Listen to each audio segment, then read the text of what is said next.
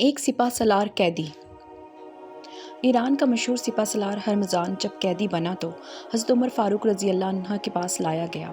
عمر رضی اللہ عنہ نے اسلام قبول کرنے کی دعوت دی، جسے سپہ سالار نے ٹھکرا دیا۔ حضرت عمر فاروق رضی اللہ عنہ نے اسے قتل کرنے کا حکم دیا، کیونکہ اس نے اسلام کو بہت نقصان پہنچایا تھا۔ جب اس کے قتل کا مکمل تیاری ہو گئی تو اس نے حضرت عمر فاروق رضی اللہ عنہ کی طرف دیکھ کر کہا، میں پیاس سے نڈھال ہو گیا ہوں، آپ مجھے قتل کرنے سے پہلے پانی پینے دے سکتے ہیں؟ حکم ہوا اسے پانی پلایا جائے۔ ہرمزان نے جب پانی کا پیالہ ہاتھ میں لیا تو عمر فاروق رضی اللہ عنہ سے کہنے لگا، اس پانی کے پینے تک آپ مجھے قتل نہیں کریں گے۔ عمر رضی اللہ عنہ نے فرمایا، جب تک تم پانی نہیں پیو گے تمہیں قتل نہیں کیا جائے گا۔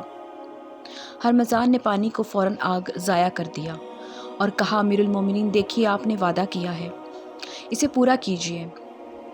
حضرت عمر فاروق رضی اللہ عنہ نے فرمایا، ہم تمہیں قتل کرنے سے رک جاتے ہیں اور تمہارے بارے میں غور و فکر کریں گے۔ پھر جلاد کو حکم دیا کہ تلوار کو ہٹا لو۔ جلاد کو تلوار ہٹاتے ہی ہمزان نے اشہد ان لا الہ الا اللہ و اشہد ان محمد رسول اللہ پکارا۔ حضرت عمر فاروق رضی اللہ عنہ نے کہا، تم نے اسلام قبول کیا، اچھی بات ہے، مگر تمہیں یہ بتاؤ، جب ہم نے تم سے کہا کہ اسلام قبول کر لو تو تم نے اس وقت کیوں قبول نہیں کیا؟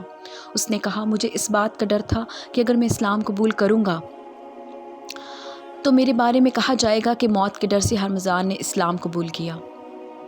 کیا حضرت عمر فاروق رضی اللہ عنہ نے فرمایا، اہل فارس کی عقل پہاڑوں جیسی ہیں، یعنی جس کا مطلب یہ ہے کہ یہ بڑے عقل مند ہیں، ان کی عقل عظیم الشان ہے۔